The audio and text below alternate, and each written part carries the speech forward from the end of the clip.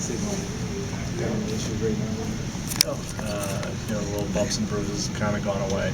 They still have a few of them. A couple of guys were getting worn out a little bit, but we've been able to get some days off recently, and that's probably helped them. You feel free on Eric's channel? The only thing before was conditioning. Yeah. There was concern of coming back off an injury. You didn't want to put him out there for too long. If you're not in a condition that you usually get when you're playing 35, 36 minutes, you probably run the risk of maybe injuring again. So we took it pretty slow there, but now he's full bore, he's in great shape, and something that helps us too in our rotation. Jeff, you're remiss if you didn't ask about Alex Lang to come back to an area he's pretty familiar with. He's gotten quite a few more minutes, kind of eased himself back in the rotation the last couple of weeks. What have you seen from him? Where's his progress at?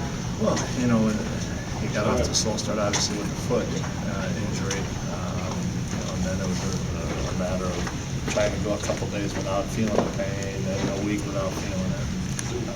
I think finally now it feels good. We've been able to put him out there, and he's played well. He takes up space.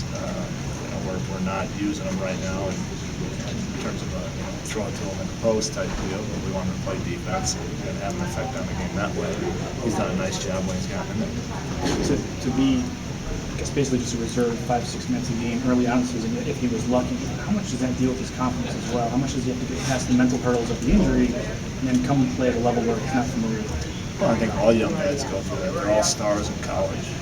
They're all the main dog usually, and then they come in the NBA and you're playing with guys that have been in the league for a while. And some of them maybe get the playing time, but a lot of them don't. They're just part of the growing process and learning the game. There's a lot to learn. Not only knowing other players from other teams, to really know their tendencies. You have practice, you have all this travel. In college they play one game a week on the road. Now you might be on a road trip where you're gone for 8-10 days. So all those things are adjustments for young kids, and it usually takes them a few years to get used to all that stuff. Alex is just going through that process now.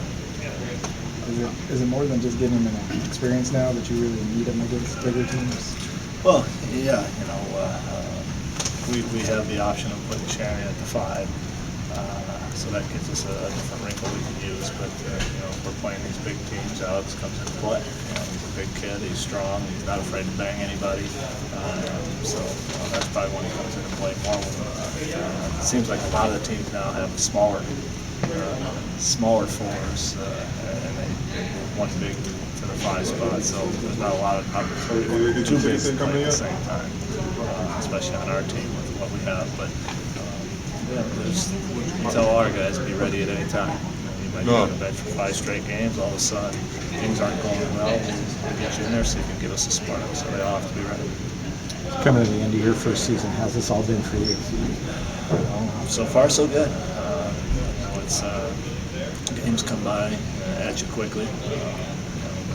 Constant watching of the tape and all that, and trying to get ready for the next game. We've got great coaching staff, and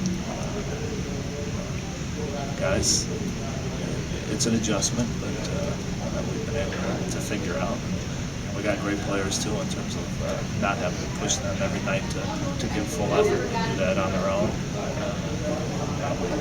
All season long, it's probably only been 5 to 10 times when we've had to really get on them, yell at them or whatever, just to get them going. But that's great as a coach to have, not have to do that every single day. I know you're concentrating on the matter at hand, but your Cyclones have a pretty big game coming up on Friday. Any thoughts about their chances against UConn? Well, they obviously without the one guy it makes it tougher, but Fred gets those guys to play. They play kind of that NBA style. Fred's familiar with it. They spread the court, and they got guys that can penetrate, guys that have guys that can shoot. So, they're fun to watch. They put points on the board, and they got a great opportunity. Now, your college coach, Johnny Orr, passed away back in December. What sort of an imprint did his legacy leave on you, especially as you're becoming a new NBA head coach? Well, Coach Orr gave me the opportunity at Iowa State to play, and he was a coach that he was probably the ultimate player's coach. You go out there, he wanted you to just play and play hard and have fun, and he made the game fun for the guys, and that's why I think every guy that ever played for him, that's what they remember. They remember, hey, at the times of playing basketball, which, yes, it's especially at the NBA level, it may be a job, but really it's a game. It's a game that you love to play and love to have fun, and that's what he stressed and got the most out of his guys.